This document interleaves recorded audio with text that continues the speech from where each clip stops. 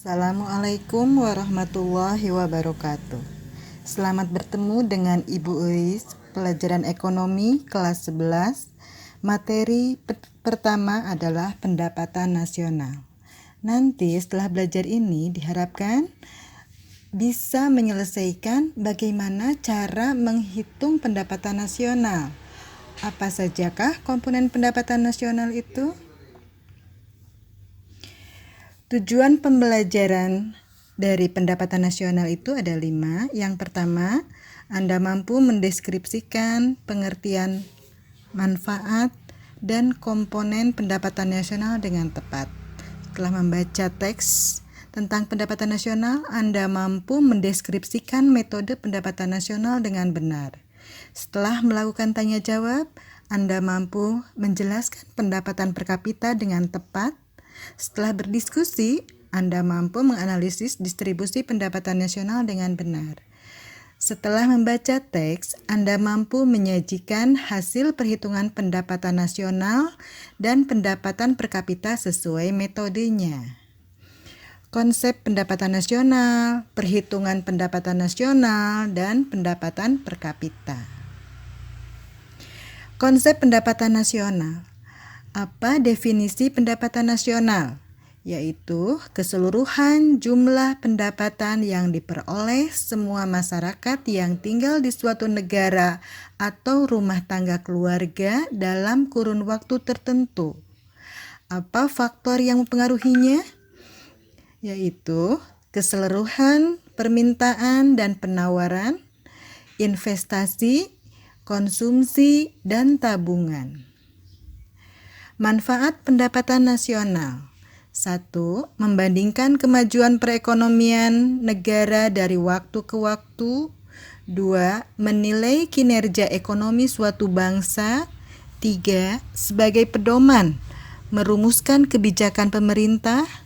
4. Mengetahui dan menelaah susunan atau struktur perekonomian. 5. Membandingkan perekonomian antar daerah atau antar negara. Dan terakhir, mengetahui pertumbuhan ekonomi dan pendapatan per kapita. Komponen pendapatan nasional. 1. PDB. Menghitung nilai barang dan atau jasa suatu negara yang dihasilkan faktor-faktor produksi milik warga negara atau warga asing yang tinggal di negara tersebut. Yang kedua ada PNB, yaitu menjumlahkan nilai barang dan atau jasa yang dihasilkan faktor-faktor produksi milik warga negara yang tinggal di dalam negeri maupun yang berada di luar negeri, tidak termasuk orang asing yang tinggal di negara tersebut. Jadi PNB sama dengan PDB ditambah PFLN dikurangi PFDN. PFLN di sini faktor produksi dikurangi produksi faktor dalam negeri. Yang ketiga PNN, yaitu PNB dikurangi depresiasi. Yang keempat NNI, diperoleh dengan cara mengurangi PNN dengan pajak tidak langsung ditambah subsidi. Yang kelima PI, personal income. NNI ditambah transfer payment dikurangi laba ditahan ditambah iuran asuransi ditambah pajak perseroan ditambah iuran jaminan sosial.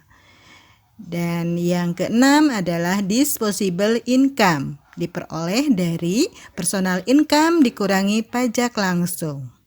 Dan terakhir pendapatan nasional, harga berlaku dan harga konstan, yaitu nilai barang dan atau jasa yang dihasilkan suatu negara dalam 1 tahun serta dinilai menurut harga yang berlaku pada tahun tersebut.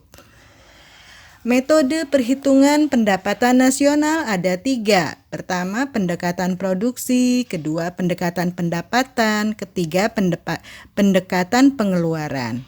Rumusnya untuk pendekatan produksi, Y sama dengan Q dikali P1 ditambah Q2 kali P2 ditambah sampai Qn dikali Pn. Sampai seberapa banyak produk yang dihasilkan oleh negara tersebut. Tinggal dijumlahkan. Yang kedua, pendapatan atau pendekatan pendapatan diperoleh dari R adalah rent. Yang kedua adalah W atau upah, wage. Yang ketiga adalah I atau interest. Yang keempat adalah profit. Metode pendekatan yang ketiga adalah pendekatan pengeluaran. Ini adalah pengeluaran dari Y sama dengan C ditambah I ditambah G ditambah X min M.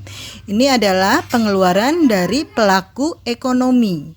Pelaku ekonomi di sini adalah RTK, RTP, pemerintah, dan masyarakat luar negeri.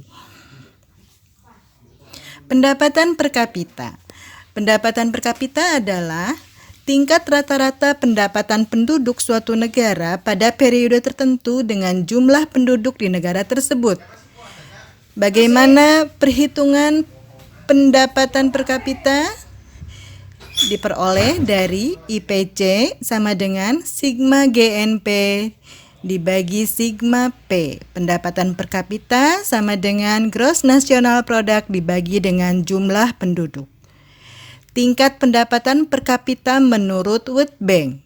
Keterangannya adalah di sini ada low income economic, lower middle income economic, upper middle income economic, dan high income economic.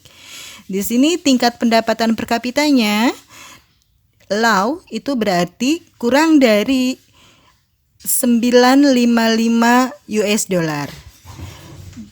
Middle itu dari mulai 9556 sampai 3895. Upper middle 3896 sampai 12055. Dan yang disebut dengan high income economy berarti di atas 12,055 atau lebih. Distribusi pendapatan nasional. Distribusi pendapatan merupakan tingkat persebaran pendapatan di suatu wilayah atau daerah. Koefisien Gini merupakan perbandingan antara persentase kumulatif tingkat pendapatan dan nilai koefisien Gini. Nilai koefisien yaitu distribusi pendapatan X sama dengan 0, itu artinya merata sempurna. X sampai antara 0 sampai 0,4 itu berarti tingkat ketimpangannya rendah. 0,4 X lebih kecil dibanding dengan 0,5 itu berarti ketimpangannya sedang. Dan dari mulai 0,5 lebih kecil dari X, X lebih kecil dari 1, itu berarti tingkat ketimpangannya tinggi. Jika X sama dengan 1, artinya tidak merata sempurna atau dikuasai oleh satu pihak. Kriteria Bank Dunia atau World Bank. Sebanyak 40% penduduk termiskin menikmati kurang 12% pendapatan nasional. Dianggap ketimpangannya tinggi. Sebanyak 40% penduduk termiskin menikmati 12-17% pendapatan nasional, dianggap sedang ketimpangannya. Dan sebanyak 40% penduduk termiskin menikmati lebih dari 17% pendapatan nasional, dianggap ketimpangannya rendah. Mengukur tingkat kemiskinan. Kebutuhan fisik minimum. Kemiskinan absolut menggunakan tingkat konsumsi dalam takaran ekuivalen. Ambang kemiskinan menurut World Bank tentang pemenuhan fisik 2.100 kalori sehari yang dinyatakan dengan uang.